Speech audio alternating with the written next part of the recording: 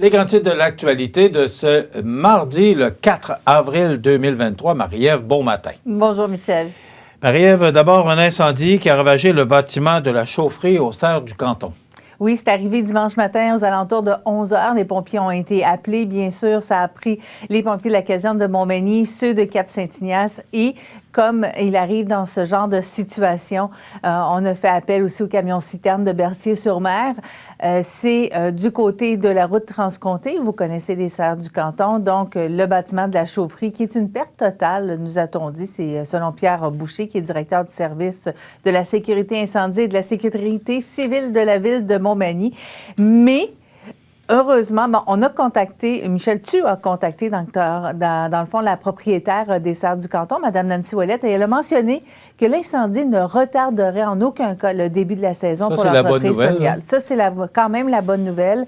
Ça aura pas, oui, ça va avoir une incidence, mais pas une incidence au niveau du début de la saison, parce qu'on le sait, on a hâte à cette saison-là. Vous l'aurez compris, on a hâte que le printemps arrive, on a hâte d'installer les fleurs et on veut pouvoir encourager à nouveau les Cerfs du Canton cette année. Alors, Mme Ouellette nous confiait être actuellement entourée de plusieurs personnes qui sont venues aider l'équipe. On demande par le fait même la compréhension de la population à vivre en famille, en toute intimité, cette difficile épreuve. Donc, allez pas faire les wéreux, comme on dit, là. Laissez-les tranquilles. Ils sont en train de travailler très, très fort pour, justement, permettre à la prochaine saison d'être tout à fait normale. Peut-être juste me dire une petite parenthèse, c'est que moi, ce sont des gens que je connais très bien, d'abord parce qu'ils utilisent les services de CMA-TV, mais aussi ce sont des gens que j'ai appris à connaître et à apprécier. Maurice Poirier, qui est encore là d'ailleurs, qui est le père et qui est le fondateur de cette entreprise, qui a eu ses 40 ans, qui a fêté ses 40 ans l'an dernier, et son fils Claude et sa conjointe Nancy, et qui maintenant opère. Et Maurice est toujours dans le décor, il est toujours là.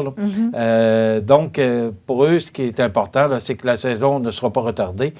Aussi, c'est qu'il n'y a pas eu de blessés, il n'y a pas eu de décès. Oui. Là. Ça aussi, pour Nancy, c'était ce qu'elle voulait me mentionner. Mais aussi, pour dire qu'on est avec eux dans cette difficile épreuve, là, on pense à eux. Mais hier, déjà, là, Nancy, dans sa personnalité, a dit, écoute, on va retrousser nos manches.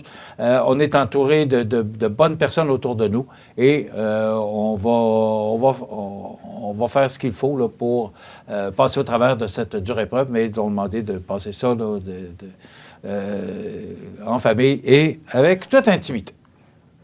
Voilà. Voilà. Maintenant, il y aura élection à la municipalité de Saint-Antoine de l'Île-aux-Grues. Bon, on savait qu'il y aurait des élections parce que Frédéric Proulx avait déjà levé la main pour dire... Oui, c'est ça, qu'il avait levé la main pour dire Frédéric Poulin, qui voulait se présenter comme maire. On savait que le maire de l'Île-aux-Grues s'était retiré. Avait donné sa démission, on avait su ça. Donc, on savait que M. Poulin se présentait, il l'avait annoncé en février dernier. Et là, on sait maintenant qu'il va y avoir une course à la mairie, puisque Ariane Tessier-Moreau a décidé de se présenter. Elle a donné son nom avant la fermeture des mises en candidature, qui était le 24 mars dernier. Les élections auront lieu le 23 avril prochain. Élection à la mairie, mais élection également pour le poste de conseiller municipal numéro 4, puisque Pierre Larouche avait aussi donné sa démission en décembre dernier. Et là, les gens devront choisir entre deux candidats qui sont Virginie Gagnon et M. Martin Patnaud.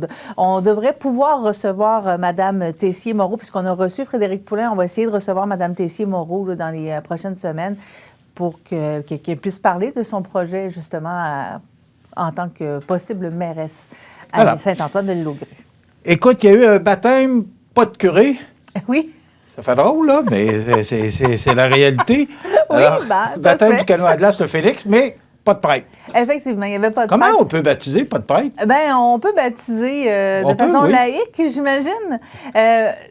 Dans le fond, c'est baptisé un bateau, donc c'est moins pire. Puis il y a quand même eu une certaine bénédiction qui a été donnée avec une prière à Sainte-Anne par Joanne Simard, qui est la conjointe de M. Raymond Lachance, qui est l'un des constructeurs du fameux Phénix. Ça s'est déroulé ce dimanche après-midi du côté de la descente des canaux là, sur la rue des Canotiers à Montmagny. Donc, le bateau est maintenant baptisé. Il n'y avait pas de prêtre, tout simplement, parce que c'était le dimanche des Rameaux. L'événement devait avoir lieu le samedi midi. Ça, c'était prévu. Mais le dimanche, là, il n'y avait plus de possibilité. Il faut dire que les prêtres dans la région ont des horaires de premier ministre, là, parce qu'ils ont vraiment beaucoup de territoire à couvrir. Mais c'est un peu bizarre qu'on dise que c'est à cause du dimanche de Rameaux, parce que les célébrations, normalement, ont lieu l'avant-midi. J'étais un peu surpris qu'on nous donne cette raison-là, mais quand même, ce qui est important, c'est qu'il a été baptisé. Et voilà. C'est Joanne Simard, d'ailleurs, qui a procédé à la prière d'usage là, pour Sainte-Anne. Je ne savais pas ça, moi, que c'est Sainte-Anne qui est la protectrice des canotiers. Voilà. Merci, Marie-Ève. Marie-Ève, en passant, Donald Trump, là, qui devra se présenter à la Cour là, à 13h30 cet après-midi, c'est épouvantable de voir la presse, écoute, les médias de partout dans le monde. Et alors, les manifestants mission réussie. aussi. S'il voulait faire un battage médiatique, il a bien réussi. Alors, ça, il même un citoyen américain disait il aime bien plus les médias que l'argent. Ouais. Alors, Donald Trump qui se présente devant la Cour et prendra la parole ce soir. Ça complète. Demain, on reçoit Bernard Généreux, notre député fédéral. Donc, je vous invite à être des nôtres. Il y aura également la chronique culturelle. Passez une excellente journée. À demain.